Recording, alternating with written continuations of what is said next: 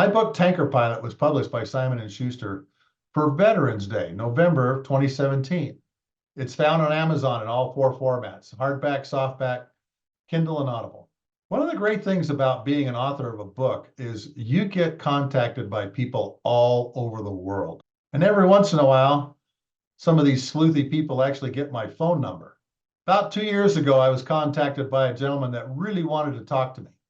Sent my number to him. We talked for 2.5 hours on the phone. He's a military and aviation historian, just like I am. We had a lot of common ground. He currently flies for Alaska Airlines, 737-800s and 900s, but he's flown just about every Boeing airliner that there is, flying not only passengers, but cargo too. I think he even had a stint in the Lockheed L-1011. So tonight, ladies and gentlemen, we're going to hear from my very good friend, Thomas Cappelletti, TC. Grab an adult beverage of your choice, sit down, strap in, and let's begin the Lessons from the Cockpit show. To the Lessons from the Cockpit show, and today we have Mr. TC Cappelletti with us. How you doing this morning, TC? 10 feet tall and bulletproof, Sluggo, ready to rock and roll here on Lessons from the Cockpit. TC and I go back a little ways, don't we? Well, you're far wiser and smarter than I, but yes. Oh, okay. Don't know about that, but I appreciate the words. Thank you. So, tell us who you are. Well, Sluggo, my journey started about 37 years ago professionally. I was a Air Force RTC guy commissioned. I was a non-rated program manager before I was lucky enough to get selected to go to pilot training and win my wings at Willie by the Seashore, Chandler, Arizona, class 9112, the cool spots. And flew the mighty C-9 for better part of 9 years in the Air Force. At the same time, I went off and found employment as a civilian airline pilot. So I've been flying professionally since 1991, a little over 20,000 hours, about 3 or 4 type ratings. That and $4 will get you a cup of coffee. But it's been an interesting journey. And knowing that you've got your podcast, I thought I might be able to share a little bit with your audience. And you and I have talked about this before. So tell everybody what programs you manage, what an Air Force program manager is, and what kind of programs you are managing. An Air Force program manager, former 2724, now 63XX. I was the developmental test manager for this beautiful airplane, call sign Opus, a Combat Talon II MC-130H. Lieutenants should never be program managers, but I was. Area B, Wright-Patterson, 87 to 1990. And I helped manage the development of this special ops platform at both E-Systems in Greenville, Edwards Air Force Base on the developmental test side, and other locations we don't want to talk about today. But the Combat Talon is the world's premier infill, exfil, covert platform based on the C-130H model with a very functional TFTA radar in the nose, satellite communications, QRC 1402 jammers, and an ALQ 172 defensive system. So I did that for 3 years. That helped me to escape the gulag at Wright-Pat and go to flight school. So I'm very grateful to Denny Borsick for cutting me loose. All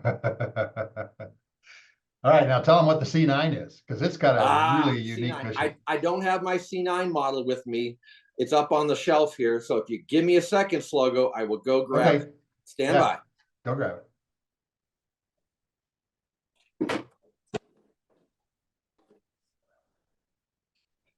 I'm back.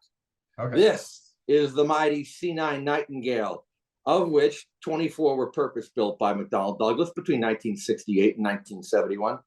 And this is an airplane in MAC colors, as in Midnight Air Command or Military Airlift Command. I flew this very same jet 583 for the mighty 73rd Squadron at Scott Air Force Base, the finest flying squadron in the reserve. Hands down, by far, any day of the week. This is not a coin check. Yeah. So the mighty C-9 was an aeromedical evacuation platform, purpose-built, and for the better part of 35 years provided the best care in the air to the entire Department of Defense, whether you're civilian, dependent, or a military member. And sadly, they're all in the boneyard except for 3. One's at Dover, one's at Lackland, and one is on a pogo stick at Scott Air Force Base. Mhm. So what kind of passengers, you say aeromedical evac passengers, just tell the audience, okay, these are the kinds of people that we'd have on, because I know there's a lot of different folks that would get on your plane. So these could be patients, whether ambulatory or in litters. They could be military members, serving members, or their dependents, or DoD civilians. So we would pick them up at one hospital and take them to another. Like we'll take them from Andrews Air Force Base, Malcolm Grow, to Kelly Air Force Base. I'm sorry, Lackland Air Force Base, to Wilford Hall for Center of Excellence, for better care, whatever the need was. We would move patients from one part of the country to the other. Now, there also were squadrons in Japan to cover PACAF, and one squadron at Rhein-Main, later Ramstein, to cover USAFE. That must have been a very interesting mission, because obviously, as a pilot up front, you saw some of these passengers. Is there any particular mission that stands out in your mind from flying the C-9? Well, first of all, Slug, it was probably one of the most rewarding jobs in the Air Force. I got to be honest. Not all of us can pass gas in a tanker. Okay. However, one of the most personally rewarding jobs that I ever had as a pilot, flying the C-9. The one mission that stands out in my mind is after Khobar Towers. They brought patients from Riyadh back to the States, to Charleston. And we went down to Charleston to pick up some of those injured soldiers. And another day that stands out in my mind, I'll never forget, was the green ramp accident at Pope.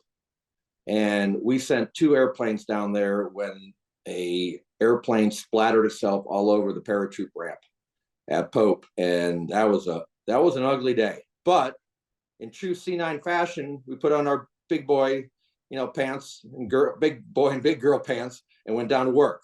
And the nice thing about the C-9 with the AirVac call sign is we had priority over everybody except for the president's airplane, pretty much, except for Air Force One or some of the Reaches or some of the Venuses or some of the silver and gold banner birds. You use the AirVac call sign and you would go direct from Andrews Air Force Base to the outer market Kelly Air Force Base, and they would clear the lane for you. And in pilot talk, that means you can go real fast and everybody gets out of the way. Everybody gets out of the way, exactly. Because every air traffic controller knows who you are and what you're doing, don't they? That's actually in the pilot to controller glossary with that call sign. I did not know that.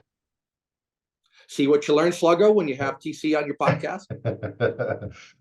Well, and you're an incredible historian and read a lot and have met a lot of people too. And I'm sure we'll get into that as we talk some more. So tell us about some of the other airplanes commercially that you've flown, because you've flown cargo and passengers, correct?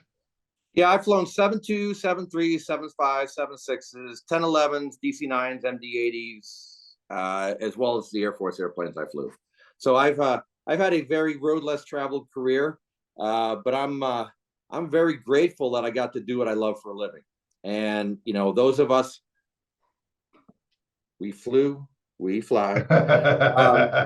That's the motto of the Dedalians, and I'm a proud member of Mile High Flight, former member of Willie Flight. But I'm really grateful that I've gotten to do for the past 30 plus years what I love to do. And whether it be commercial aviation or my Air Force career, it's opened so many windows to meet so many cool people like you, Mark, or guys like Nuke Tibbetts, or other, Drifter Toth, Shula Shinnick, Blender Novotny, Don Dunlop, who I hope you get on your show. Just really, the people you meet along the way is one of my lessons. Go right into that then. Relationships. Let's talk about it. Well, you asked me to come up with 3 things I've learned from sitting on a flight deck for 30 plus years. And one thing that I have taken to heart is relationships matter. Personally, professionally, I don't throw phone numbers or email addresses away. And the people you meet along the way in your journey are the most important things that you take with you as you age into middle age, like you and me. Whether it's Tanker Pilot by Mark Hasara, Never Fly Solo by Waldo, my pilot training classmate at Willie. Yep. Shannon Polson, Grit Factor, phenomenal Army aviator. Yeah, great book. Or I think here's a book that I think everybody should read, whatever you do for a living in the flying business. Tony Kern's Redefining Airmanship. Tony's really encapsulated some lessons that he's learned, former tanker pilot, that I think everybody can, there's a takeaway in this book for everybody. I don't sell books for Tony, but this is an amazing book. So go get it, read it 10 years later. You'll have a different perspective. But, you know, the one thing that you know about me, Mark, is I love history. And I've got my collection of signed books back there from Gunther Rahl and Paul Tibbets II, and Sluggo, and Waldo, and Vic Viscara, and, you know, some really luminaries of the aviation business, civilian and military. I got a signed book by Eddie Rickenbacker up there. Not only an ace in World War I, but a CEO of an airline later in his professional career. So relationships, people you meet along the way, you share a flight deck with, later in life, you're not flying anymore, you're doing a different job. Those relationships still are important. The members of my pilot training class, we've had a 25th, we've had a 30th, only because I organized them. But, you know, they're still my go-to friends. My buddies from my C-9 squadron that I flew with for 9 years, still very good friends. And I think that's one very important lesson that people in our industry can learn. And that lesson morphs as you get older. Now I'm looking back because I've got less years in front of me than behind me. So I look back to the people I flew with and the lessons I learned. Good, bad, ugly. But still, there's lessons that you learn. That the old joke is you got a helmet bag that's empty when you're a lieutenant, and you put tricks in it over time. Well, the same thing in the airline business. You're a young FO or a flight engineer at some point in your career, and you learn things. You put them in your flight bag. Sooner or later, you will start taking those tricks out. One dark night when it's stormy and your fuel system doesn't work, or electrical generator drops offline, or whatever. Man, isn't that the truth? You know that. I know that. How many times have we gone to that bag and go, oh, here we go. I got this. My bag's almost empty, Sluggo, because I've used up a lot of tricks. But we've used up a lot of lives, haven't we? I've used about 10 of my 9 lives, Mark. So I think that's one of the biggest things that your audience can take away. Whatever age you are, whatever industry you're in, whatever you're flying, whatever you're doing. If you're a lieutenant right out of pilot training, or you're a brand new FO at Delta Airlines, there's keep learning. Yeah. Keep building that network. Hey, I want you to tell the audience about one relationship that you have. Tell us about your Navy SEAL buddy that we've been doing stuff for. You gonna make me cry, Sluggo? Very special relationship. My college classmate, commissioning classmate, 1987, Lieutenant John P. Connors, United States Navy, Team 4, Buds 148.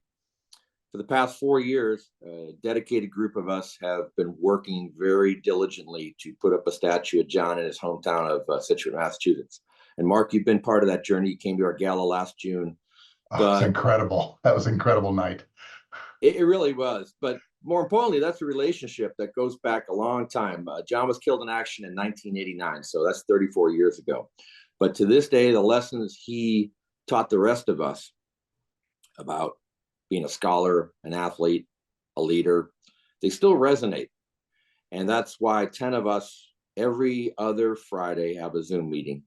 That's why we commissioned a sculptor to fashion a phenomenal statue of John.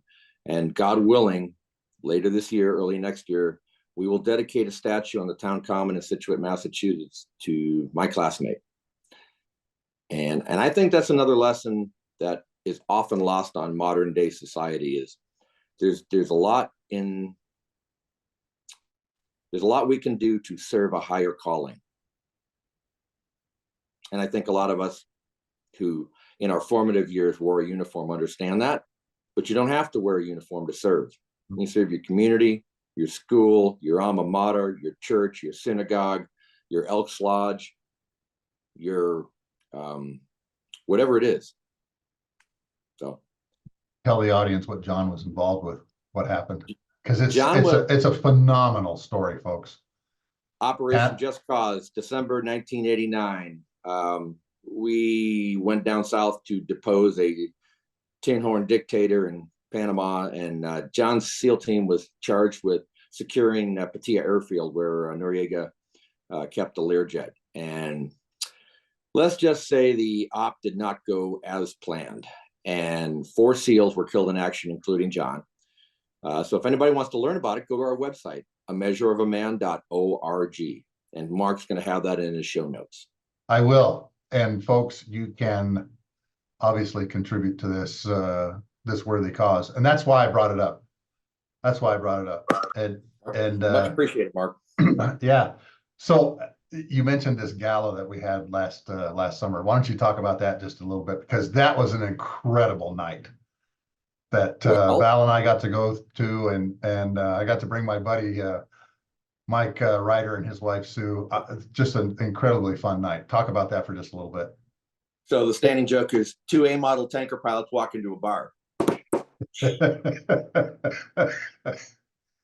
Yes, Mark, that you were party to a wonderful evening. Where we A, celebrated John, and B, looked forward to dedicating the statue. We had the 1/3 maquette that Chas Fagan has created, that he will scale up to an 8-foot bronze statue. But more importantly, we had 250 people who came there to honor a guy who's been dead for 34 years. Yeah. And the fact that his mom at age 89 was there, his brother, his 2 sisters, at least 15 Navy SEALs from different eras, and then Bob Beeler, who retired as a 2-star Air Force guy and a 4-star civilian equivalent, yourself, Mr. Ryder, some of my classmates from WPI, a lot of Holy Cross NRTC guys, including the current Assistant Commandant of the Marine Corps, General Chris Mahoney, call sign Mo. Big shout out to Mo for joining us in Boston. But we were next to the Constitution in a tent on a windy, rainy Saturday night to honor a Navy SEAL. And the fact that 15 of his teammates would show up, 4 of them who fought with John in Panama in 1989, tells me that there's still a story to tell. And, we call it A Measure of a Man. That's our website. Fashioned after a Reader's Digest article in 1990 called Measure of a Man by Malcolm McConnell. But to this day, those lessons resonate. And as, the fire still burns. And, honoring a classmate honors everybody who served this great nation since 1775. Particularly somebody that gave the last full measure of their devotion to their country. Indeed. To their country. So you mentioned a lot of airplanes that you have flown, okay? I want to go through a few of those just real quick, okay? 727. What was that like flying in a 727? Because think about that, TC. I thought about this. There are probably listeners or their children who have no idea what a 727 is. Model. Of course.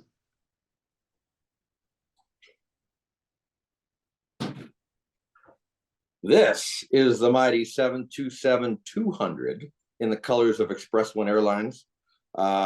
Beautiful airplane, first built and certified in 1963. 2 pilots and a flight engineer. Yes, a flight engineer. Sluggo, you had a flight engineer on the tanker. However, modern airliners, no flight engineers left, unless you fly up in Alaska on a DC-6. True statement. So this is a 7-2. I flew 2 out of 3 seats, engineer and first officer. Didn't make it to the captain's seat for the trifecta. And I've not heard of that airline. What? Where were you based out of? What did you? Express One had a contract with the post office in Indianapolis. Call sign Longhorn. Oh, hauling the mail back in the day when Emory had a global contract in the U.S. and then 3 or 4 yeah. carriers did the work out of Indy's hub and spoke to different parts of the country: San Juan, Boston, Seattle, parts south, parts west, pretty much the whole CONUS. But yeah, Part 121 non-sched, no scheduled airline, not like Delta, United, American, TWA, Eastern, Pan Am. Yeah, I'm going back in the history books. Yeah. So mostly passengers or mostly cargo? I flew passengers on the DC-9 in Atlantic City, and then I flew mail on the 727. Okay, got it. So hopefully your audience has now learned what a 727. Yeah. Because they've retired how long ago? There's some still out there, onesie, twosies, but no air carriers use them. There's still some cargo airlines that have a couple, but they're pretty few and far between. Okay. Pretty much. Interesting. And then you mentioned L-1011s, Lockheed L-1011s. So you've gone from 727s, you went to a big airplane, a wide body airplane. Yes, sir. Which airline were you flying with that? Model time. Of course.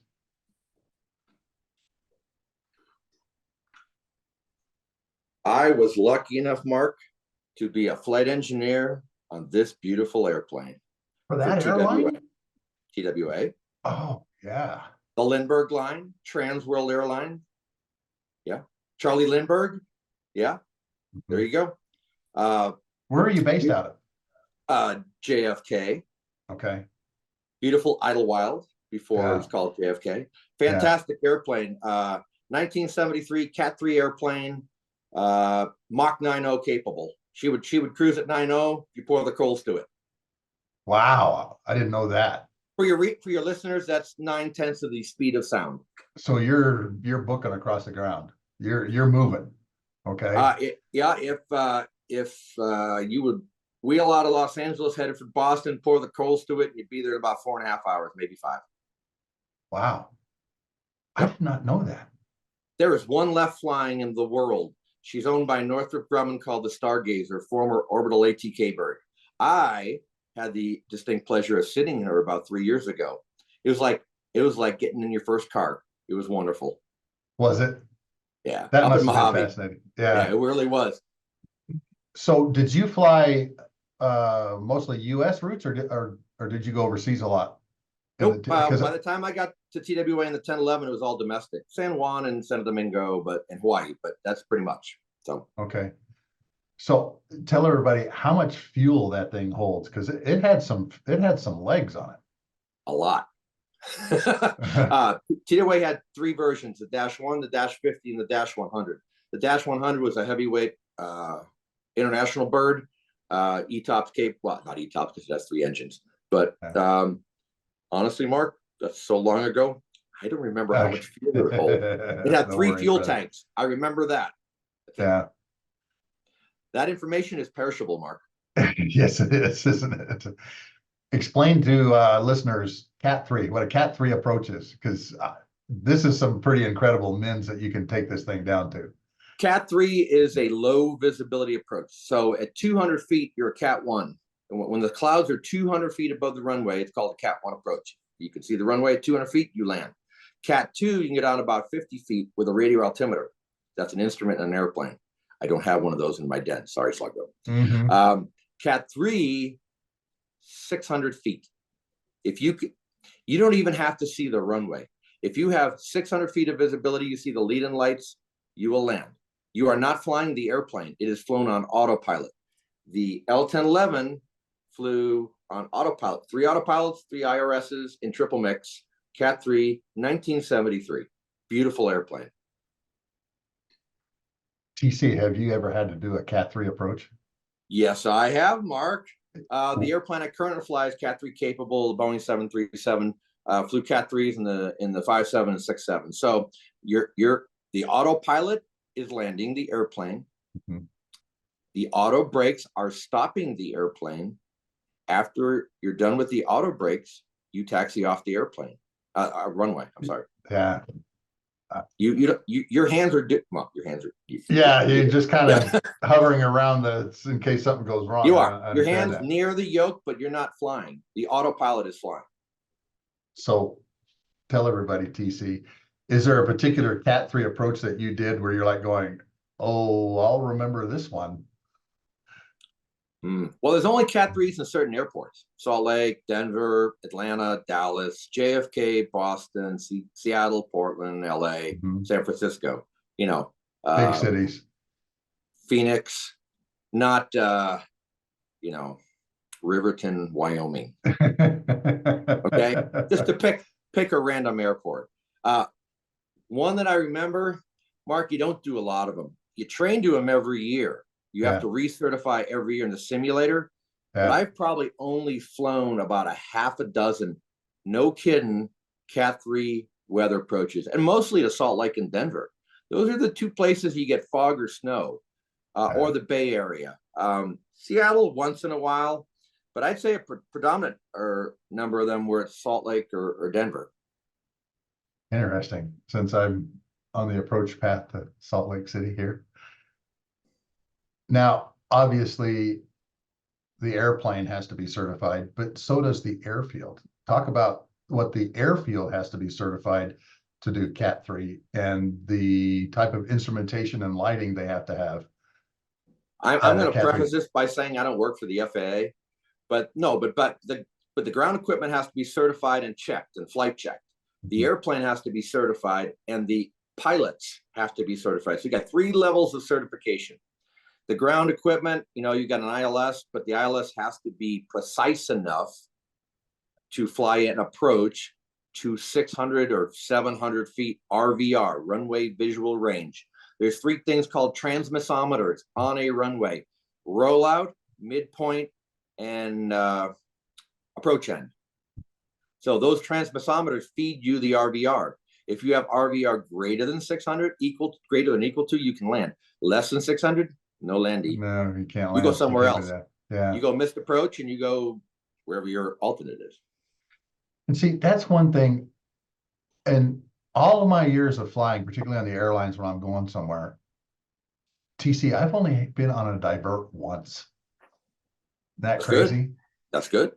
Yeah, it was going into, believe it or not, Cedar Rapids, because one of those monster thunderstorms, was going over the top of Cedar Rapids. We couldn't land. We landed in Moline.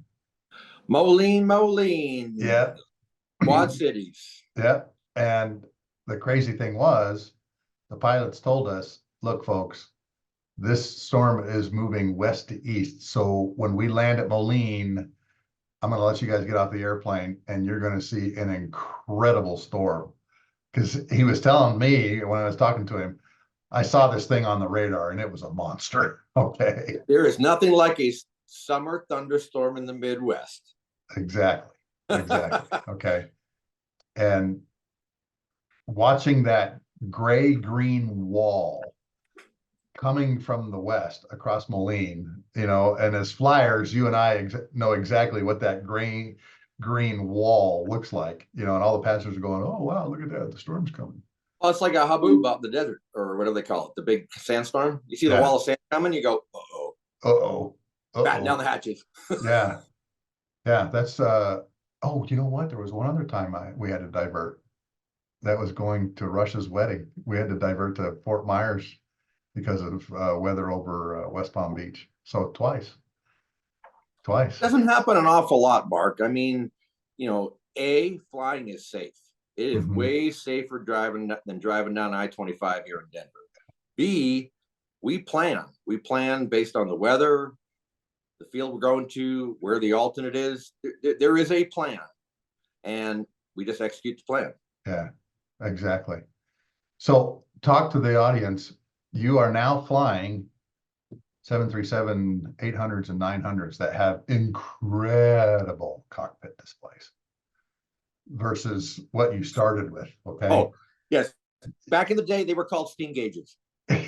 And we've graduated from steam gauges to EFIS, basically, electronic screens. It's like playing a big video game.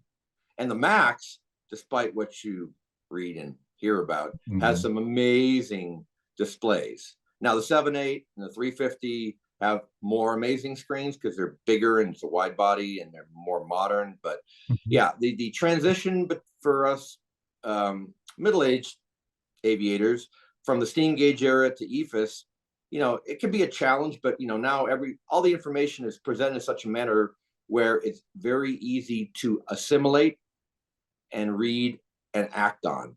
It's made flying so much easier, better, safer. In this country, we have the safest aviation system, despite what you see on CNN. It really is. It's an amazing testament to the people that came before me that built the system, like the Tony Kerns of the world, and even the FAA and the NTSB. We work in concert as a community. And I used to work at Rockwell Collins. I got to see some of those displays, and it's amazing. Yeah. But the heads-up guidance system, man, the HUD, oh my gosh. Well, the HUD that you look through presents all the information you see down on the EFIS screen. So the HUD is another level. It projects all the information, so you don't have to look down. You can look through the HUD, basically a clear piece of combiner glass through your window out to the outside world, and you can fly the airplane looking through the HUD. Civilian airliners have HUDs. C-17s have dual HUDs. Yeah. Fighters, of course, have HUDs. Yeah. Heads up display, meaning your head is up. You are looking through the glass into the outside world, whether you're doing BFM in a Viper, an Eagle, or a Raptor, or whatever they call an F-35, or you're flying a civilian airliner to a Cat 3 approach. That's really what it's there for, to lower your minimums and provide you more situational awareness, what we call SA. Yeah. And some of the equipment that I saw when I was working at, it's now Collins Aerospace. You had the heads-up guidance system. You had, what was it called? Synthetic vision, where you had all the terrain on the map, on the display in front of you. And then you had also the system that allows you to look down through all the muck. Okay, what was it called? Enhanced vision. Oh my gosh. Yeah, you got synthetic vision, enhanced vision. Only the BizJet guys have that stuff. The Bombardier, the Global Expresses, Gulfstreams. Civilian airliners have really not adopted the synthetic vision or EVS technology as much as the BizJet world, to be honest. I did not know that. So you guys don't have EVS and stuff? Like there are some airliners with synthetic vision and EVS, but predominantly not. You'll see that on Gulfstreams, Bombardiers, Falcons, the BizJet world. Maybe we need to explain what EVS is. Enhanced Vision System. Tell everybody what that is, just real quick. It's a synthetic aperture radar that presents a view of the world onto a combiner glass on a HUD or an EFIS display. So what the radar sees, you see, but you may be in the weather. Yeah. It can be used for terrain avoidance, and it can also be used for weather avoidance, like you're flying through clouds. It's more information. It's this SA thing we're talking about. Provides you higher level of SA. That's all. Yeah. And SA is good, Mark. SA is very good. We had a simulator. I flew into Jackson Hole, Wyoming in a snowstorm. Yeah. And my gosh, I was able to get right to the runway because all that information was right there on the heads-up display, and of course on the displays out in front of me. I mean, it was, and you and I started with electromechanical ADIs and all that kind of flying stuff. VOR outbounds, VOR inbounds. Yeah. Litton 92 IRSs, no GPS. In your world, you had a navigator doing cell shots. Yeah. Yeah. Yeah. Just like Magellan. Think of where the aviation industry, military, civilian, has come from the late 80s to 2024. It really has been a paradigm shift for all you buzzword people out there about how technology has changed how we do our job. It really has, hasn't it, TC? But you mentioned too, it's made it so much safer. So much Incredible. safer. So much I mean, safer. the flying public needs to know that it is so safe to get on an airliner today and go from point A to point B, as compared to 1960, 1970, 1980, 1990, the aughts. We have an amazingly safe aerospace system in this country and worldwide. I mean, you can fly all over the world. You get on an airplane in Salt Lake City and you can be in Paris in 9.5 hours. Yeah. And then if you want to go to Dubai or Riyadh, you get on another airplane. And go a lot longer. Yeah, exactly. Yeah. So, Hey, that's a good question, okay? Because like the 777 ERs, my son flew one from LA to Christchurch, New Zealand. That's a long time to be in an airplane. 14 hours. Yeah. Yeah. Talk about how a pilot crew manages that kind of a flight, because obviously there are more air crew members on board on some of these longer flights like this. Well, just like Sluggo, if you had a longer mission, you take an augmented crew, you take an extra pair of pilots, and somebody would get to rest every 2 hours, subject to aircraft commander's discretion. However, in the civilian airliner world, anything over, let's just say 8 hours, you need a third pilot. It's called a relief pilot. So 777, A350, 787, LA to Christchurch. You're going to have 4 pilots. You're going to, because over 12 hours, you're going to have a double crew. So you're going to have 2 pilots. They're all 4 going to be on the flight deck at takeoff. Then 2 are going to go back and rest in a dedicated rest area upstairs, out of view of the flying public. And then they'll trade off every 2 to 3 hours to manage their rest all the way to Christchurch. So everybody's bright-eyed and bushy-tailed flying into Christchurch at whatever time of day it is. And see, TC, I think a lot of people don't understand the physical and mental, I don't want to call it stress, but Creating rhythms. Fatigue that sometimes this causes, because a lot of these guys are flying, guys and gals, excuse me. A lot of these guys and gals are leaving at like 8 o'clock at night and flying through the night and landing in Dubai, at like 10 o'clock in the morning, sun's up, and everything that happens in between, managing the fuel systems, making position reports. You really, really have to be mentally in the game. And I remember coming home from long flights, and I'd be home at like 1 o'clock in the morning, and I couldn't get to sleep till like 3 o'clock in the morning because my mind is still racing. I'm sure that there's a term for that. I don't know what it is, but well, yeah. So the way you manage that is a combination of things: rest, how you plan your rest prior to flying, during flying, after flying, diet, exercise, all those things feed into a well-rested crew on whatever airplane you're in. I mean, whether it's a tanker, a C-17, a C-141. Yes, I'm dating myself. 777, 78, A350, A330. Long haul flying is very different than short haul flying. I mean, I get tired between Seattle and Portland, and that's a 45-minute flight. But if you're flying, let's say you're flying New York to Johannesburg, okay? That's a long way to go. Flight. You have to manage your diet, your rest, your caffeine intake, your attention level. I mean, we all have circadian rhythms. You don't want to be all together when everybody's circadian rhythm bottoms out. Bad things happen. Bad things happen. Yeah, like a airplane stalls over the mid-Atlantic because the pitot system is feeding erroneous information, and the 2 pilots on the flight deck are not interpreting that information correctly, and the airplane goes into the Atlantic.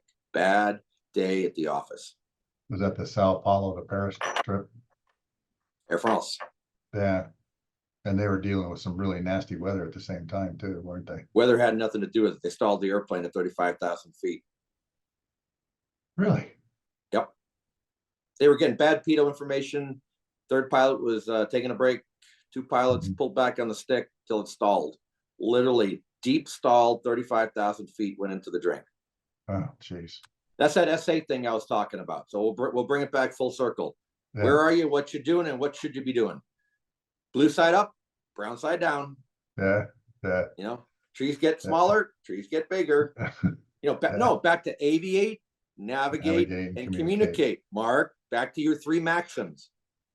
And isn't that incredible, TC? Every pilot, every aircrew member knows those three words. Tony talks about it. Does he? Yeah. I've got to go out and get that book because, I mean, when I was going through pilot training, that was one of the first things that we were being taught. Mine is signed. Thank you. I'm a signed book junkie, Mark. You know that. Yeah, he is. And folks, he's got a lot of signed books. He's got an incredible library. But again, it's the same thing. Everybody, I went and talked to a young kid who's a private license carrier guy, you know, flying Cessnas. And I looked at him, I said, aviate. And he goes, navigate, communicate. Even the same maxims, Mark, since Orville and Wilbur got in the Wright B flyer. No kidding. I mean, to today, the maxim are the same. If you aviate, then navigate, then communicate, you will RTB. Yes. Return to base. Yes, you will. Okay.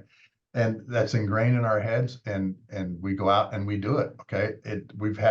You and I both have had some pretty incredible emergencies where we went, okay, calm down, aviate, navigate, communicate. Mark, I am lucky. I've never lost an engine or had a major malfunction. My wood in my tanker didn't start burning because of a bleed air duct leak. Okay. No, I am very lucky. Okay. Very grateful. Yeah. And when I shut the engines down for the last time in 5 years, 10 months, and 2 days, I will be hopefully as lucky. Yeah. See, and that's amazing, TC, because, you know, you're flying on an airplane that has incredible engines. The CFM56 engines are just amazing engines. And now the LEAP engines on the MAX are 23% more fuel efficient with more thrust and more reliable. So tell everybody why that is, and explain what LEAP, you know, what the LEAP engines have done for the aviation, particularly the airline world. You'd have to ask the folks at GE and SNECMA. Okay. I'm a mechanical engineer. However, they're beautiful engines. They're higher bypass. They burn less fuel. They're more eco-friendly. They put out less emissions for the same amount of gas. And so they're quieter, you know, all the above. As engine technology improves, the GE 90X highest thrust rated motor in the civilian world at 125,000 pounds of static thrust per motor. Oh my gosh. Yeah, baby. She's kicking it. But, you know, whether it's that or the Trent or the RB211 modern versions or the LEAP engine technology, because of metallurgy and computer control, they're not electromechanical controls anymore. They're all electronic. They have a brain in the engine that meters the fuel way better than I can with my throttles. Way better. Yeah. So, you know, gallon for gallon, an NG versus a Max 737 at cruise, way more efficient with the Maxes driving the LEAP 1 Bravos. Wow. And see, you and I started with what, J57s? And so what are the three useless things in aviation, Mark? Gas in the truck, altitude above me, and the runway behind me. So that first thing, gas in the truck. If I carry the same gas load and I go further, I'm more efficient. Yeah, exactly. And that's why the CFM56 engines on the KC-135 literally paid for themselves. Except for no thrust reverser. You know what, TC? I know that story. I know you do. That's why I brought it up. I know that story, okay? Just real quick. I was in Guam and a GE engine engineer was on my tanker because he was going to Kadena. And I asked him, you know, I said, who are you? You're civilian, you know, but I don't normally see civilians on the tanker. And he goes, oh, I'm with GE and this is how we move around and everything like that. He was former military, okay? And so instead of getting on an airliner, he just got on military jets and would go across, okay? Save a little bit of money. And he said, yeah, I love being around all the military folks. And I asked him, I said, so, you know, what kind of a GE engineer are you? And he says, oh, CFM56s. And I go, why? Yeah, okay, question time. Why in the world did we take the thrust reversers off? And he goes, dude, you need to talk to Strategic Air Command about that, because that was a decision they made. He said, for your listeners, Mark, prior to a certain day and time, there was a thing called SAC run by a general named LeMay or Yeah. John Chain or a long string of phenomenal warriors, which became Air Combat Command when the bomber and the tanker communities merged. George Kinney, some SAC. incredible guys. Strategic Air Command, people. Strategic Air Command. And great movie too with Jimmy Stewart. Yeah, it is a great movie. It is a great movie. And I asked him flat out, I go, why? And he goes, Strategic Air Command requirement. I said, why? What do you mean? He said, they knew the tanker crews hadn't used them, and so they weren't going to put them on. I'm like, well, all the E models have thrust reverse. And he goes, sorry, Captain, we made all of these things. We said all these things in front of them, and they just said, nope, The other thing is moving the main engine control out from underneath the bottom of the engines because of pod scrapes. And he told me the price of the engine with thrust reverse and the MEC on the bottom versus the SAC price, and I was shocked, But he was right. But that's the evolution of the industry. I mean, thrust reversers are not counted in your takeoff and landing data. Honestly, no, they're not. They were Benny. They were Benny. The brakes are, and the auto brakes.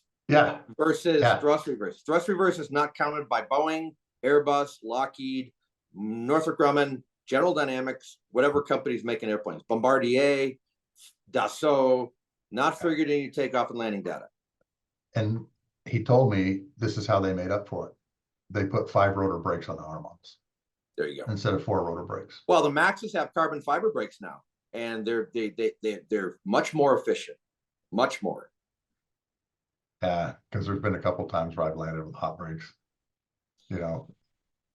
I've landed heavy. You just go out to a holding pad and they put a fan on your hot brake. Yeah, exactly. And that's exactly what they did. Because you melt the fuse plugs. Yeah, and that's exactly what we did. I remember one instance I landed heavy, in an R model, and we said, okay, 5 rotor brakes, and we looked at all the data and everything in the book and everything, the performance data and everything. You mean the flight engineer looked at all the data in the book? No, because you got to remember, we didn't have a flight engineer. We had 2 pilots, a nav, and a boom. We didn't have a flight engineer. I retract that statement. Yeah, the KC-10 has a flight engineer, but the 135 didn't. And honestly, since you brought it to Gucci, this month they've started to fly the Guccis to the boneyard at Davis Monthan. My jury is still not out on that, brother. You're the tanker subject matter expert. I'm just an airlifter with a mini Mac patch. I'm worried about our ability to move things, but that's for another discussion some other time. That's for another podcast, Mark. Yeah, it's for another podcast. Okay. But yeah, he told me, he goes, your leadership is the one that did this to you.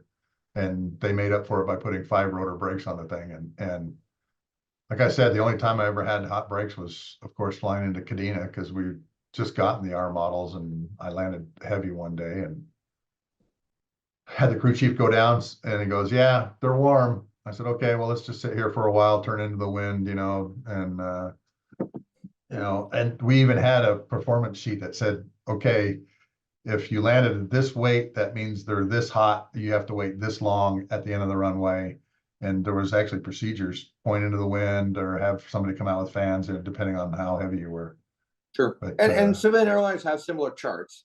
Called brake energy charts. Yeah. Your gross weight, the pressure altitude of the airfield, how much energy you've put into those brakes, how much energy you need to dissipate. Yeah. Because energy can't be created or destroyed, right? Yeah. You have to convert it from potential to kinetic. Yeah. It's one of those things. Let's leave it to the pointy nose physics majors. Yeah, exactly. Okay. And I used to joke with my boss when I was a systems engineering manager at Rockwell.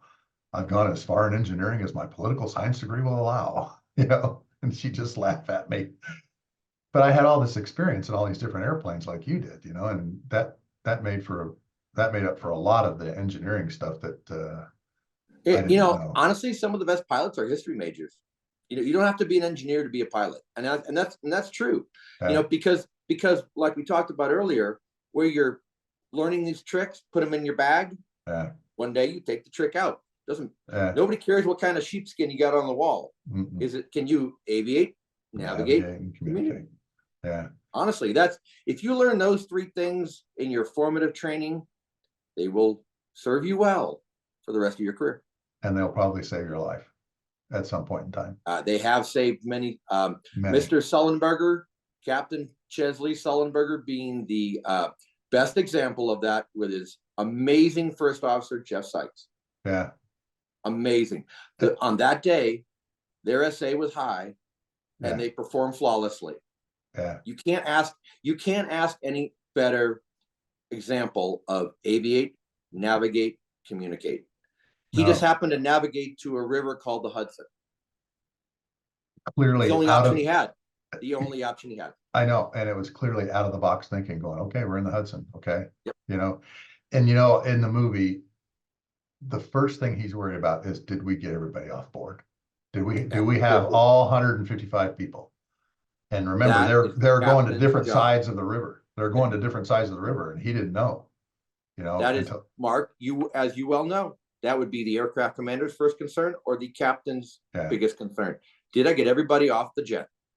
Yeah, is everybody off the jet? And remember, he actually went down the aisle to see if everybody's out of the jet, wading through the water. In the cold water of the Hudson up to his knees. And I think it was in like January too, wasn't it? So I mean, it's really cold. Okay, it's cold outside and it's really cold in the water, and he's got it in the airplane, and like any good commander of an aircraft, okay, is everybody off this airplane? I'm going to walk to the back. I'm going to get wet. I'm going to walk to the back. It's going to be cold, but I got to make sure everybody's off.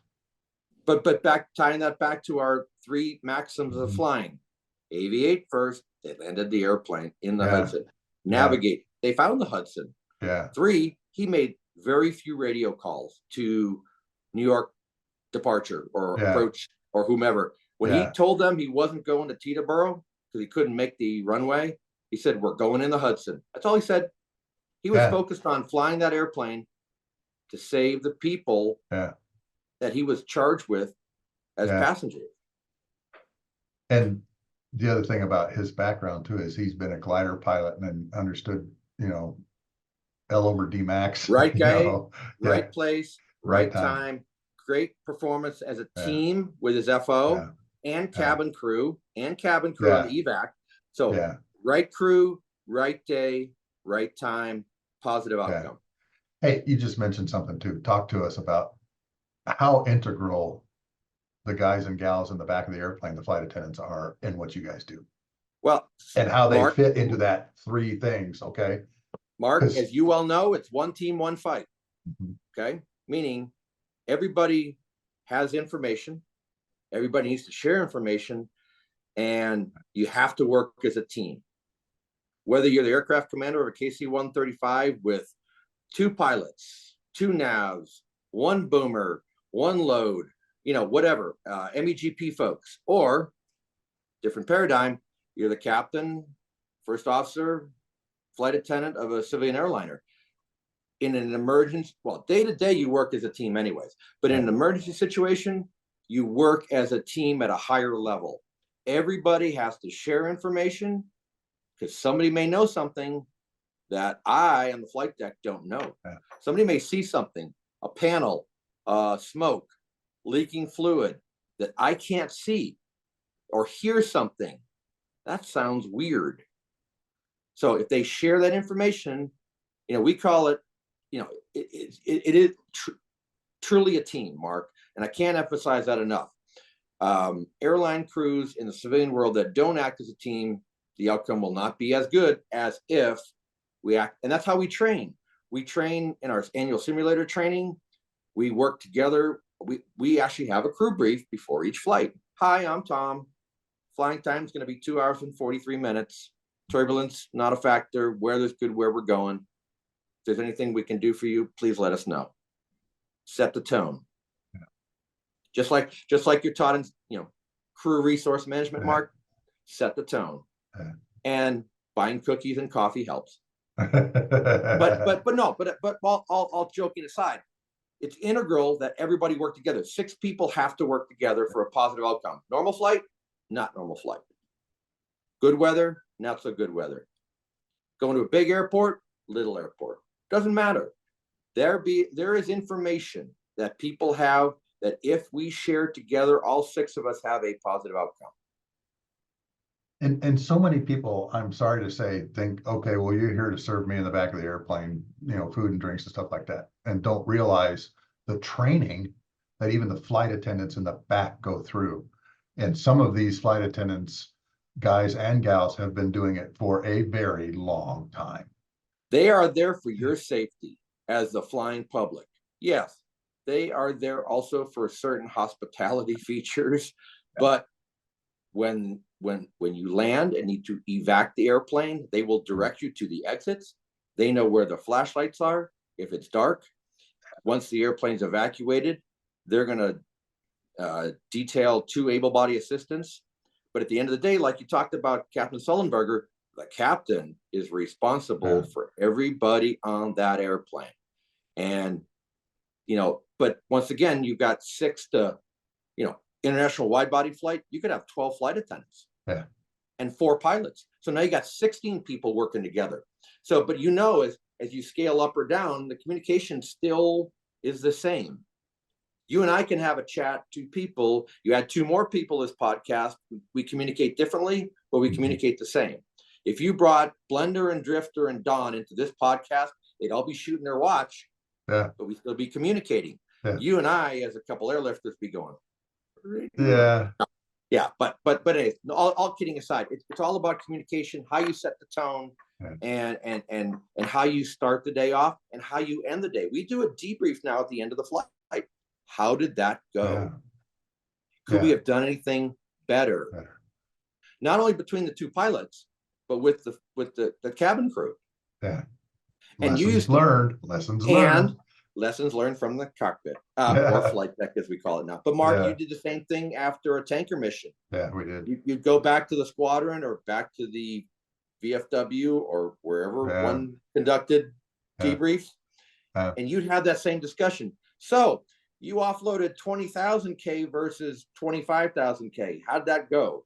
Or, when that 4-ship of Vipers pulled into the pre-contact position, number 2 was a little out of place. How did you adapt? As Clint Eastwood would say, adapt, improvise, overcome. Feeds right back into aviate, navigate, communicate, doesn't it? So, but no, truly, you start with a tone, you end with a debrief, everything goes better. You know what, TC? I just thought of a classic, probably one of the best cases of how the cabin crew in the back saved everybody on the plane, and that was that recent Japan incident where the wide body landed on the de Havilland. Okay, they got everybody out. We're talking the one, the A350. They got. I think it was All Nippon 314, something like that. Anyway, that airplane. JL. Was it JL? Okay.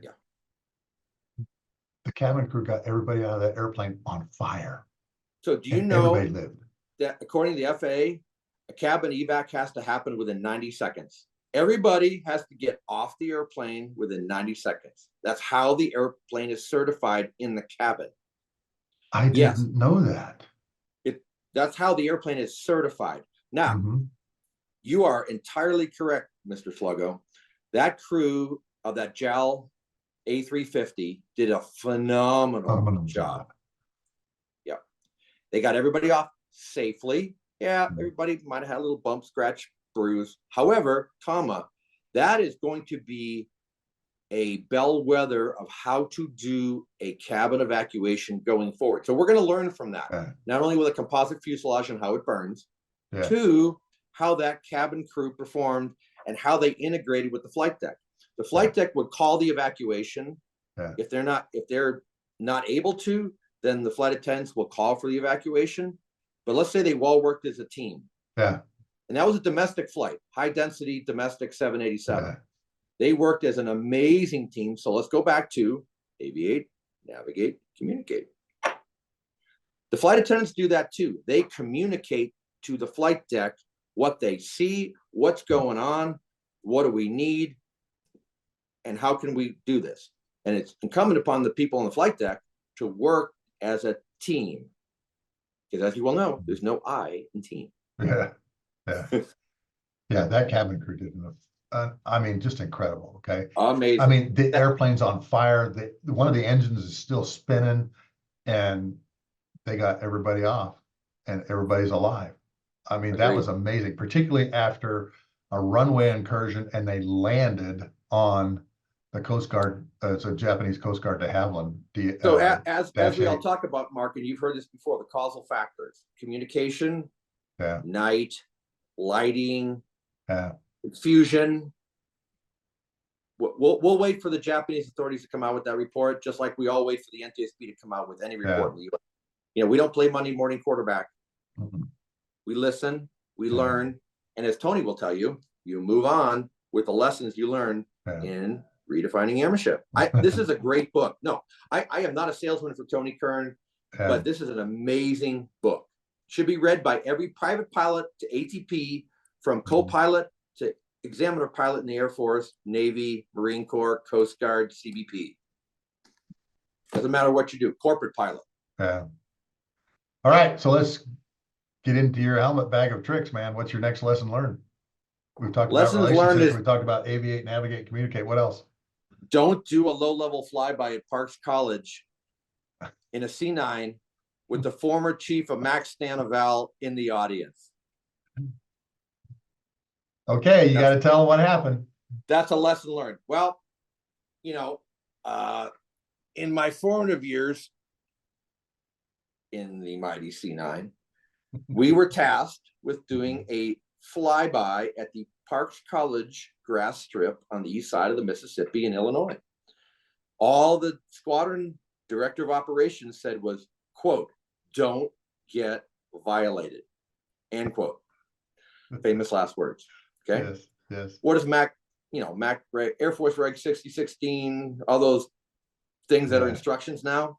Yeah. So lesson learned is when you're a C-9 crew member, co-pilot, no people on board. This was an empty airplane trainer. We were down in Little Rock doing some transition work, coming back up to Mississippi, cleared in hot by the air boss, coming across show center about 100 feet off the deck, doing about 320 indicated, which is fast for a C-9, slow for an F-15, at an air show. So legal air show airspace, according to the FAA. So surface to whatever, 5,000 feet, 0 to VMO, MMO. But it was not well received. So there were 3 passes done. 1 clean pass with the gear up, 1 configured pass with the gear down like a missed approach, and the 3rd pass that I did. So the clean pass was done by my dear friend Bill Stevens, who came across show center about 100 feet, smoking, pulls up into a chandelle, left downwind, and I then fly the configured pass as a missed approach, totally legal. Craig my dear friend Craig O'Mara flies the 3rd pass.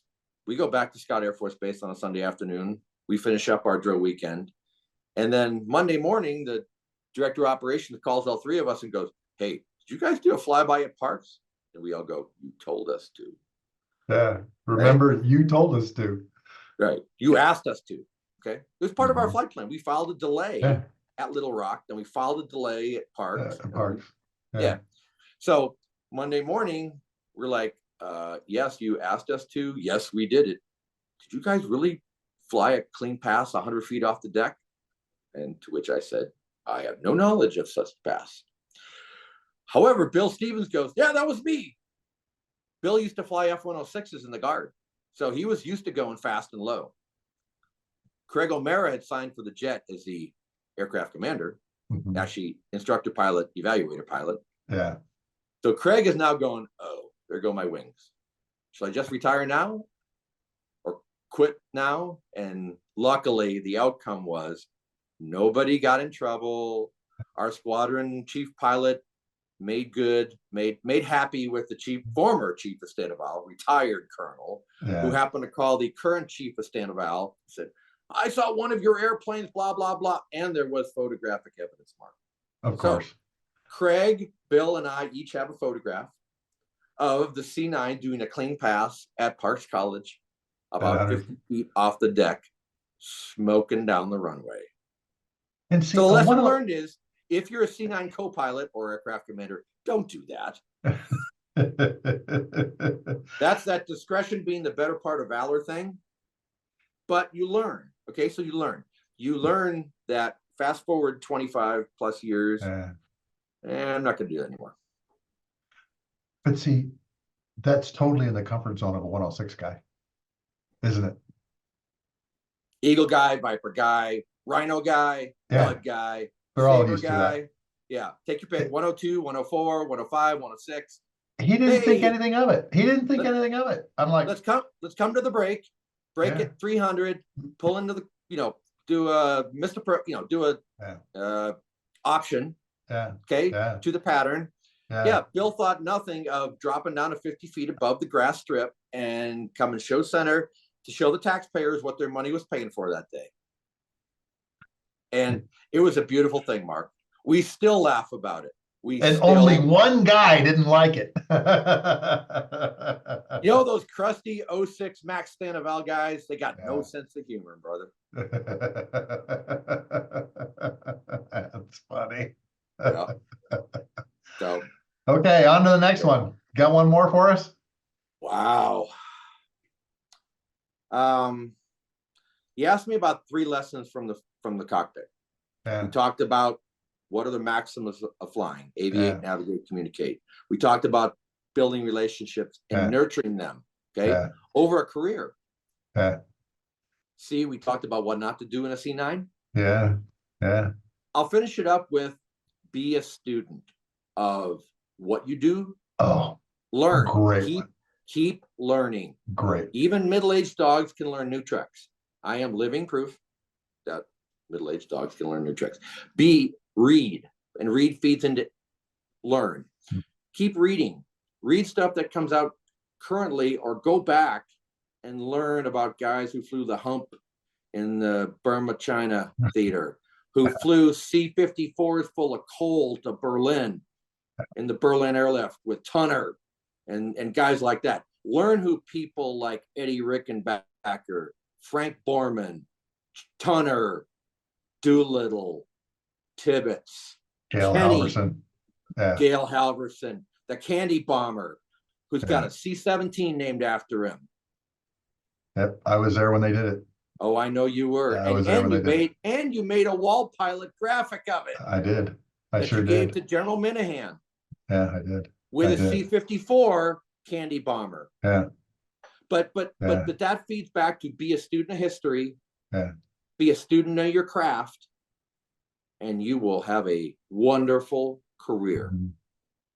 That's one takeaway I think is important for anybody. Doctor, lawyer, pilot, software coder, whatever. Learn about Grace Hopper. Oh, yeah. Admiral Rickover, for my Navy friends. Read Dick Marchenko's book, SEAL. Learn about the plank owners at SEAL Team 1 and SEAL Team 2. But back to our neighborhood, Mark. Wilbur and Orville. Ben Fulwa. Raoul Lufberry. Eddie Rickenbacker. Wait a minute. Gabby Gabreski. Robin Olds. The Wolf Pack. Still alive with the triple nickel over at Aviano. And the Mighty Eighth. Okay? Absolutely. These are just not names. These are guys that paved the road that we all drive on. And he who fails to learn the lessons of history are doomed to repeat it. The guys that planned Overlord, Neptune, Linebacker 1, Linebacker 2, OAF, including yours truly, Sluggo, in the tanker cell, with Buzz Mosley running the chaos. Okay. Oh, what a great commander. Mark Welsh, Okay. Yeah. Fingers, Goldfein. Yeah. Okay. And modern day, CQ Brown. Now Yeah. the chairman of the JCS wearing a blue suit. But these are names that if you learn about in the airline business, Eddie Rickenbacker, Charlie Lindbergh, Juan Treep, Pan Am. Yeah. Yeah. You Frank learn that Borman. lesson. Frank Borman.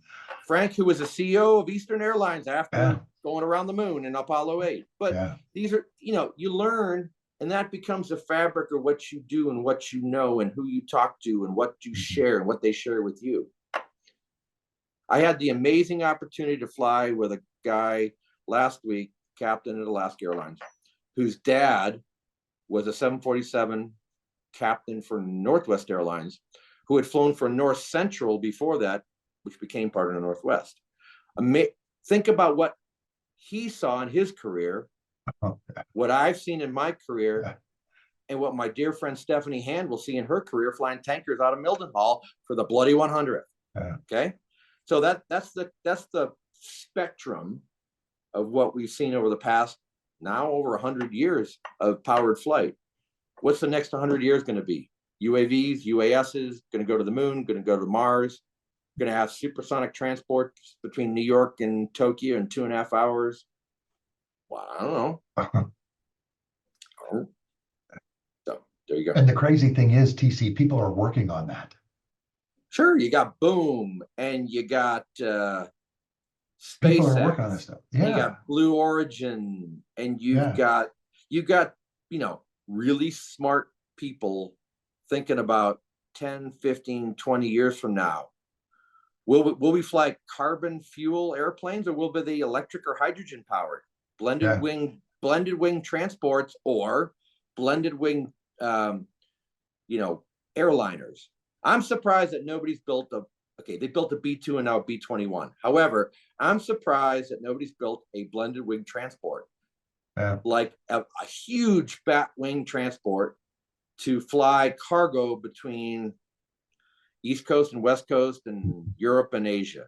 I'm really surprised that Boeing, I know NASA's done some demonstrator work, but I'm surprised that nobody's built a 747 size blended wing transport.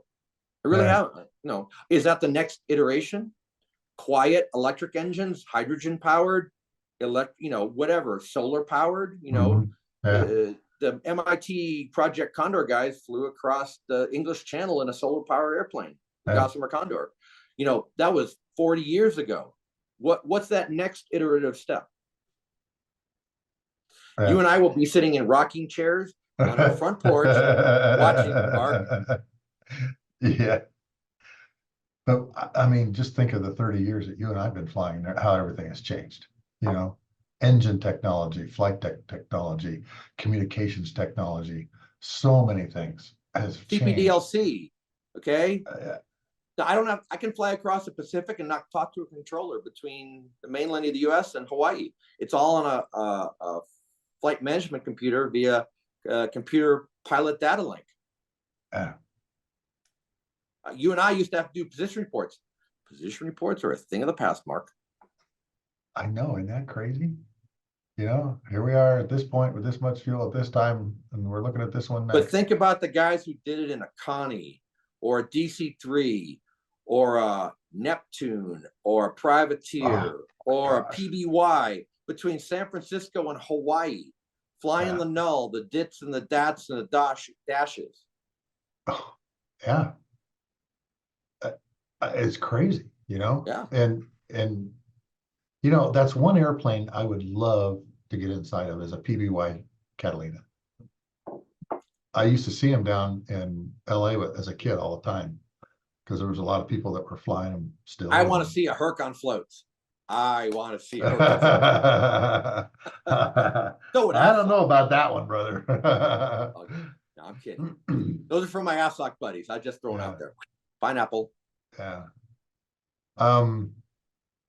During this whole time we've been talking, I kept thinking about something you and I were discussing just before we went to record here. Tell the story of Urban Drew and how you know him and what kind of guy he was. Well, let me start with saying, for all you Masters of the Air fans on Apple TV, Now you're going to hear a real story of a real warrior. Oh, Not that the bloody 100th guys weren't going downtown Berlin or Bremen or Wilhelmshaven in their B-17s, but they had to have little friends to go along with them. Mhm. And long time ago, 1995 to be exact, I bought a painting of a guy walking out to his P-51 that hangs in my office. I'm gonna pan my camera, Mark, Mhm. show your Yeah. audience a magnificent oil painting by Les Carter of Ben Drew walking out to his airplane at Bodisham. Yeah. Ben was a Detroit kid, Air Corps pilot, graduate of Army Air Corps training, came back as a P-51 instructor, and they then flew for the 375 Squadron of the 361 Fighter Group, Bodisham, 1944, flying this. The Detroit Miss. The Detroit Miss, that'd be Echo 2 Delta _. That's his personal airplane. Detroit Miss, because he's from Detroit. 7 swastikas on the railing. Okay, canopy rail. Yeah. He was an ace. Over 5, you're an ace. 5 or over, you're an ace. Yeah. But on a wonderful day in October of 1944, Ben was the first Allied airman to shoot down 2 Me-262s over Akmar, Germany. First 2 guy. Me-262s. Yeah. Galan's Pride Squadron, Commando Novotny. Okay, JV-44. So I met Ben through the painting. Got to know him later in life. Was fortunate enough to sit with him and listen to his stories. And what an amazing guy. Mustang driver, P-47 driver off Iwo Jima, flew DC-3s and DC-6s and 7s in the US, started 2 airlines in Europe and Africa, flew Goonie birds up and down the Transvaal to parts of Africa that I've never been to. Later in life was an aircraft broker, but also later in life, well into his 80s, he was an amazing part of the air show circuit. He would be at shows with artwork and signing autographs and having the painting. I didn't know the story behind the painting. Had to go through my dear friend Boom Powell, who wrote a book about Ben called The Katzenjammer Race, and learn more of the story. Once I peeled back the onion and met the guy, I mean, I was in awe. So fast forward to a very cold December morning in 2013, we buried Ben at Arlington National Cemetery with full military honors because he was awarded an Air Force Cross in 1983 in lieu of a 1944 DFC for shooting down the 2 262s. I did not know that. With full honors, caisson, platoon, band, riderless horse with boots backwards in the stirrups, and a Mustang flyby with this very bottle in the back seat of a P-51. We honored an old warrior by burying him at Arlington National Cemetery in Section 50. What does it say on the bottle? What's the inscription on the bottle? Mark, you got pretty good eyes for an old guy. Says Lieutenant Ben Drew, 10/9/2013, Arlington flyover, P-51, Detroit Miss, by the pilot of the P-51 who did it, Andy McKenna. Huh. And we drank this bottle at the 30th reunion of my pilot training class. Everybody had a drink, and we made a toast to a member of the greatest generation. Yeah. You know, it's amazing. People are really learning a lot about what those guys went through, okay? Because, as you know, they just did the Schweinfurt Regensburg grades, and those were disastrous, all right? Bloody Thursday. Yeah, Bloody Thursday. There's something in there that I'm really glad that they put in, though. The donut gal. Yeah. Do you know the story behind the donut gal? A little bit. Yeah. That's Catherine Spots. It's Tui Carl's Spots' daughter. Yeah. Yeah. She's portrayed by that English actress. Okay. Now, she wasn't with the Bloody 100th, I found out, but she was one of those gals that got up at 4:30 in the morning and made donuts and coffee for these guys when they went out on their missions and when they got back. And Mark, just for your audience, the Bloody 100th is still flying the Square D at Mildenhall in the mighty KC-135R model. They sure are. With the 492, the 493, and the 494. They're neighbors over Lake and Heath, the Bolars, Yeah. and they're now F-35s. Yeah. I did a special wall pilot deal for them. They asked me, we want something that we can put in the front of our squadron so when everybody walks in, they know we're a tanker squadron. And they put the nose arc from their B-17s on their 15 KC-135s, 12 That's KC-135s. cool. And so they had me draw up the nose arc. And so when you walk in, you have the airplane and it's a head-on view. And underneath the wings, it's got every piece of nose art from the Bloody 100th on the represented underneath the wings on both sides. Well, Mark, one thing that your audience needs to understand is, you know, you and I both served this great nation for many years, but the service of the greatest generation in the ETO, in the 8th Air Force, was nothing short of magnificent. Yeah. Going downtown in an unpressurized B-17, either with little friends or not, all the way to Berlin, all the way to Regensburg and Schweinfurt, all the way to Bremen, all the way to Wilhelmshaven up on the North Sea, the sub-pens that Saint-Nazaire, and then flying down to Africa after you go all the way to Germany. Yeah. You know, it really is a testament to that greatest generation that Tom Hanks and Steven Spielberg have really portrayed with great authenticity. Yeah. And a lot of emotion there. You know, sadly, most of those gentlemen are gone, but their stories live. Their stories live in books, in movies, and with guys like you and me. And the people at the Bloody 100th at Mildenhall, they still are the torchbearers for that Square D group. Yeah. And guys like Chad Mansky, who was the commander of the Bloody 100th as a tanker wing. And today's current, you know, leadership at Mildenhall, or at the Young Tigers at Kadena, or at the Triple Nickel at Aviano. You know, these legacy squadrons have a story to tell. And I'm really glad that Masters of the Air is telling that story for a wider audience. Yeah. And I understand that the Air Refueling Wing got a special privilege to see a couple of the episodes before they were published, before they were out. Okay. As they should. Ryan Garlow, I think, is the wing commander there now. He's a patch wearing guy too. He went through our school. And for your audience, he's a weapons school grad. He's a weapons school grad. Yeah. Thank you. And they got to see, I guess, some of the episodes. I don't know how many.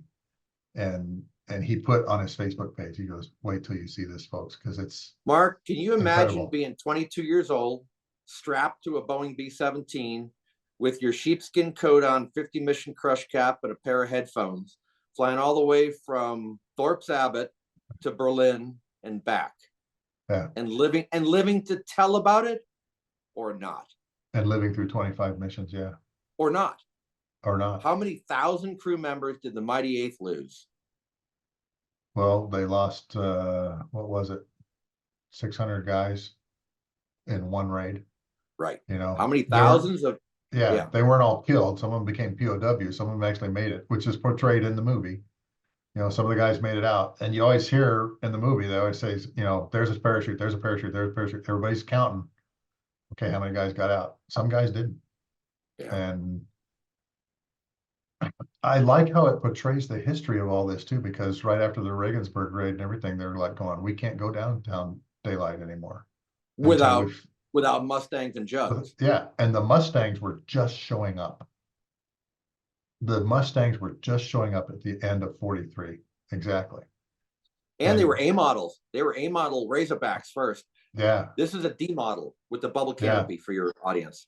The D model has either a Rolls-Royce Merlin or Allison or Packard supercharged motor. That's why it could fly at 30,000 feet or 25,000 feet and fight the Focke-Wulfs and Messerschmitts all the way to the target, all the way home. Yeah. Because it had drop tanks. Yeah. Because we didn't have aerial refueling in World War II, Mark, right? Right. You had to have drop tanks. You'd toss the drop tanks if you went into a dogfight with the Luftwaffe, but you could go all the way from, you'd meet up over the channel just like in Masters Yeah. of the Air. You'd Yeah. meet your strike package, over the channel, take them all the way downtown Berlin and all the way home, or Cologne or Bremen, or take your pick, wherever they were going. And Ben led 50 Mustangs with the bombers all the way to Germany and back, and he lived to tell about it. Yeah, which is amazing. Age 24. Age 20. How many That's 24? how old he was? How many 24-year-olds lead 50 airplane Mustang packages with 2 or 3 or 4 bomber groups all the way to Germany, strike, and then come back? At 24. Amazing. And now, there are tanker drivers at that age. There are Eagle or Lightning drivers at that age. But an integrated force package of that kind of complexity at that age, in the 1944 technology world, truly amazing. My hat is off. Meeting Ben and knowing Ben adds something to the story. Yeah. And believe it or not, his wings, my wings, your wings, same design. You are correct. Oh, I mean, I'm now yours has a star and a toilet seat over it. A wreath. Mine does too. But that wing design goes back to World War I, and the Air Force luckily hasn't changed it yet. Yeah, they have not. And that's that legacy I was talking about.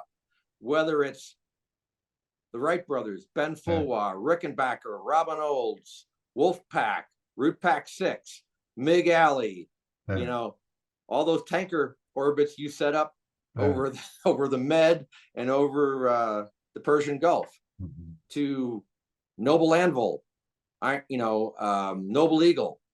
Doesn't matter. That there's a continual thread that you pull, and you will learn some very interesting stories. You will learn about Enola Gay and Boxcar, Tibbetts and Sweeney, and the things that they had to do to pull that off.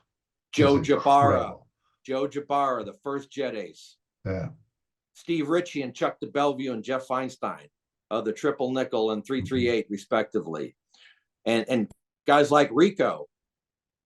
Oh yeah. God love him, down in Tucson. Yeah. Driving his Eagle. An amazing guy, amazing American. Okay. And one of the humblest guys you'll ever meet. But that's that continuum. Yeah. To the modern day. I mean, there's kids, and I hate to use the term, out driving Eagles and Vipers and Hogs and Mud Hens and, Lightnings and Raptors, tankers, Mooses. They're doing the same thing, but in a different era. And they're doing it at 24 years old. And Hornets and, whatever else, helicopters and UAVs, God forbid.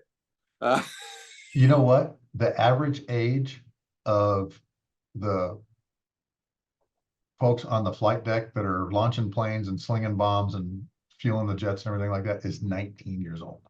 So the guys that Dale Brown calls BB stackers, bomb loaders, tanker toads, sack weenies, those guys. I mean, it's an amazing testament to people that raise their right hand and say, "I state your name." Yeah. And go into harm's way. Yeah. And there's no date stamp on that, beginning or ending. It's an empty check mark. You know that. Yeah, it really is. And the P-51 that you've got there beside you too. I mean, that really was the F-22 Raptor of its day. When you think about this was all a the game technology. changer. This was a game changer. Now, people say that the Jug was a stouter bird, better for low altitude casts. But in the day, this was actually the A model was a British design, designed for the Brits. Yep. When she got to the D model with the supercharged Merlin, game changer. 650 caliber weapons integrated in the wing. And, the fact that I actually got to sit down with a no kidding Mustang ace, have a cup of coffee. He signed my book. I got the painting. We put him in the ground at Arlington. It's a great story. And it's a story that doesn't end with Ben, because you and I, all our friends, we're all retired. But there's another generation out there serving this great nation. And whether they're on a carrier in the Med or carrier in the Red Sea or, you know, they're a Raptor wing or a Eagle wing or tanker group or flying for the Corps.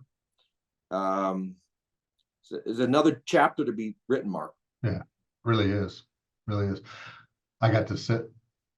I was at Squadron Officer School and spent 2 hours on the phone with Robin Olds. And I learned more about leadership and combat in those 2 hours than probably any other seminar I've ever been in. You got his book there behind you? Great book, signed by Christina Olds. Is it? Great book. You're a fighter pilot, you need to read this book. Yeah. Bolo, Yeah. Linebacker 1, Linebacker 2, Fighter Suites up Route Pack 6. Yeah. Great book. So I've got Robin over here on the corner over here. I've got Adolf Galan's signature on a picture of him over here on the other side. And if you haven't read his book, The First and the Last by Adolf Galan, that is probably one of the best books you'll read from an enemy commander that you'll ever. Oh, another incredible guy. Gunther Here. Rahl. Signed book. Yeah, he lived to a good old age too. He did, and he helped create the modern day Luftwaffe. Yeah. Yeah. Post-war, when we all became friends, he helped design and lead the modern day Luftwaffe. And an amazing story. Yeah, the Galans, the Mackie Steinhoffs, the Gunther Rahls, the Erich Hartmanns of the world. You know, on the other side of the fence, from the Olds and the Gabby Gabreskis and the Hub Zemkes and the Don Gentilis and the George Bushes of the world, 41. Yeah. Driving his torpedo plane off the San Jacinto. Yeah. Do you have Mitsuo Fuchida's book on Midway? I do not. Oh, brother. Mark, we could do this all day long. Have you read? That's the other book that I think everybody needs to read, because it's the Pacific commanders, enemy commanders view. And he's got his last chapter is his lessons learned. Okay. And everything. It's amazing. Okay. What did Yamamoto say? We have awoken a sleeping dragon. Giant. That's right. Giant. Awoken and filled him with a terrible resolve. But Isoroku Yamamoto was a naval attaché in Washington in the 30s.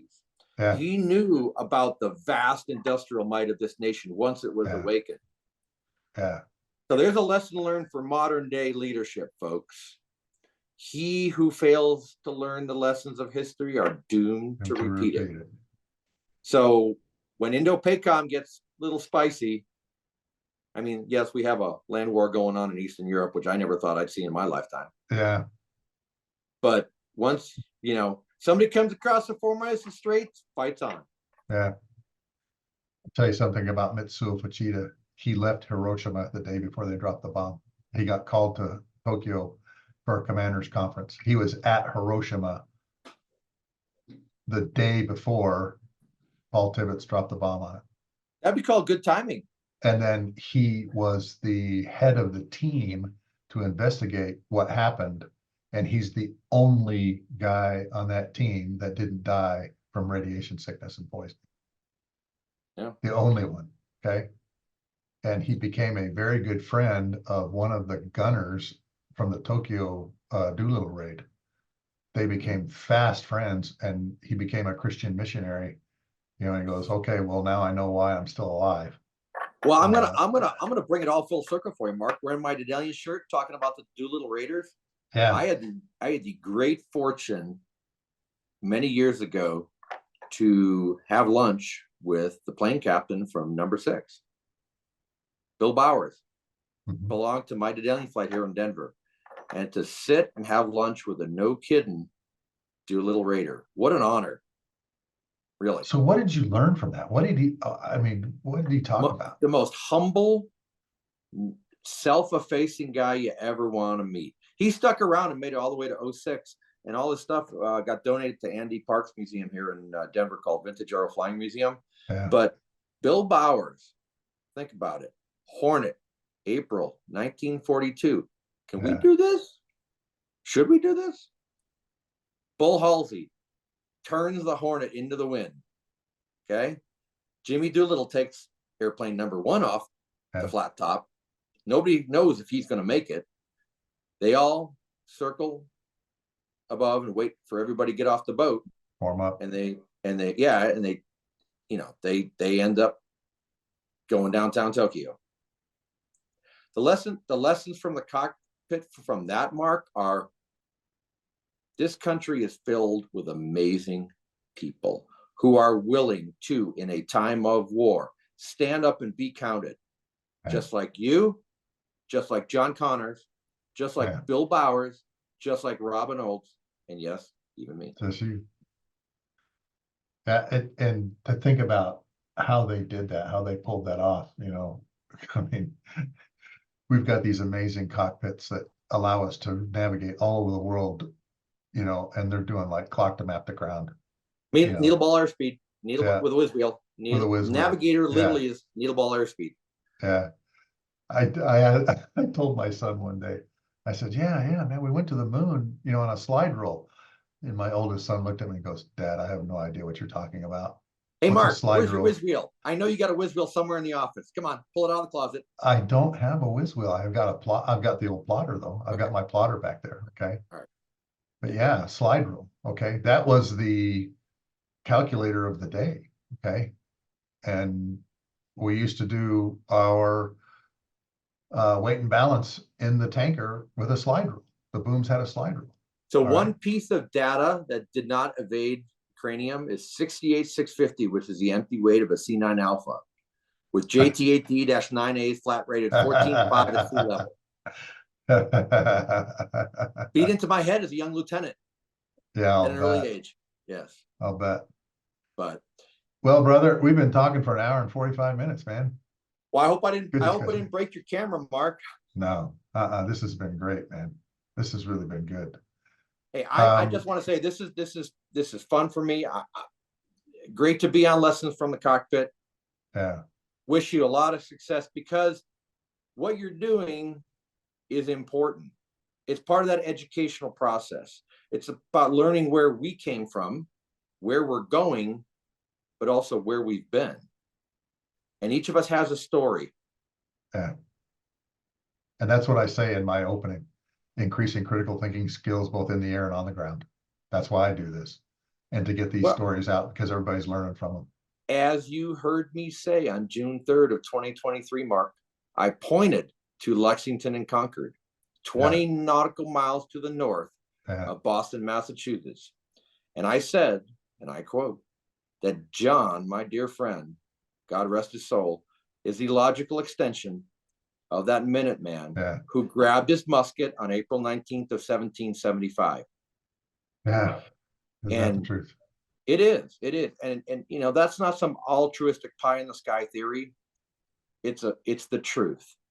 This nation was founded on men and women who are willing to do that. Yeah. And we all know people who have given their full measure of devotion. That was one thing, TC, that I love about the John Adams series. That was, I think, on HBO or whatever, was the portrayal of Abigail Adams. We all think about the founding fathers, okay? But what about the founding mothers and the women that go through all of this, okay? The women, and I've had a number of people ask me, okay, well, you know, what's it like flying with a gal? It's like flying with any other pilot, okay? There's no difference, all right? The jet does not know the gender of the operator. No, it doesn't know the gender of the person sitting in the seat that's flying the jet, flying the aircraft, okay? And I've often wondered, I hope someday somebody will write a book like Ambrose did. Mark, I'm glad you said that. Look, great book. What is it? Valiant Women. Lena Andrews, just read it. It is a library book. Okay. Okay. Fabulous story of the whacks and the waves in World War II. Okay. Fabulous. This is a good book. I highly recommend it for your audience. Yeah. Just finished reading it. It tells that very same story. It is Band of Brothers. It is the Pacific, but it is about the brave women who served this nation in World War II in the whacks and the waves and the Marine Corps and the Coast Guard. Yeah. And think about the things that they did, you know, the WASPs and everything. delivering the airplanes. I mean, you had gals that had multi certifications in aircraft. Another flying great all book. over. Another great book. Who's it by? Erin Miller, Final Flight, Final Fight. Her grandmother was a WASP, Uh-huh. couldn't be buried at Arlington. She got the legislation changed. And her grandmother is now sitting in hallowed ground by the Potomac. Good. Great book. And Good. Erin is a phenomenal American. She changed the world. I saw a picture of President Obama signing that legislation for the WASP and everything. I think, which is Don was there. Yeah, Don was there. Nicole Erin was Kowski there. Erin's in that picture. Oh, is she? Yep. Okay. Her grandmother was, yeah. Yeah, because those women did, incredible things, delivering the airplanes all around and instructing, and like you said, the seat of the airplane does not know the gender of the person sitting in the seat. You know what Paul Tibbets did? What? Okay. He found 2 WASP B-29 crews, brought them down to Florida, put them in a B-29. Actually, I'm sorry, not Florida, Kansas. Uh-huh. Put them in a B-29. They went out and flew around in front of some of the 509th Composite Group aviators. Yeah. Landed the airplane, all got out of the airplanes. Think about the leadership lesson that imparted to the rest of the 509th, whose modern day incantation is the 509th Bomb Wing at Knobnoster. Okay. Yeah. However, by at the time, Colonel Tibbets showing his crews that the B-29 did not care who was flying it, male or female. That imparted a lesson to them that they later implemented off Tinian and Saipan. Really? Little known story. Prior to August of 45. Prior to. Huh. I did not know that story. Mark, come on. I know you're the much better historian at this than I am. No, I'm not. No. But little known use of information, but it's esoteric information. But we've been talking about aviating, navigating, communicating. We've been talking about history, networking, and reading, and there's lessons learned. You can go back. Yeah. Robin Olds and the Wolf Pack disguising F4s as F-105s. Okay, in Bolo, doing sweeps up Route Pack 6. Mm-hmm. The North Vietnamese Air Force comes up, and guess what? They're not F-105. They're F4s. F4s, groomed for MiGs. Bang, bang. And see, that was one of the questions I asked him in squadron officer school. I said, he says, well, what do you want me to talk about? I said, sir, I want to know the history of the Bolo raid and the Tai Nguyen steel mill raid. And he said, Captain, you got plenty of stuff to write with and write on? I says, I got a legal pad here with 2 pens. And he goes, how much time you got? I said, sir, I have as much time as you're going to give me. Yeah. I said, what are you doing? He says, well, I'm watching the Army-Navy football game. And I says, well, sir, who do you hope win? And he goes, I hope they both lose. But he went to West Point. I know that. And he was as did his father. And he was an All-American football player as a tackle at West Point. Okay. He was. But he started off with a young captain in a bar one night going, boss, I think I got an idea of how we can smoke all these MiG-21s that are coming. Okay. And that gentleman's name was John Beauregard Stone, John B. Stone, who is still alive down in Florida. I'm a river rat, so I've got the directory to where all these guys are. I'm going to start having them on. Yeah, so you mentioned that, Sluggo. Stand by. Yeah. Yeah. And the river rat coin. Awesome. I've got the patch on one of my flight suits.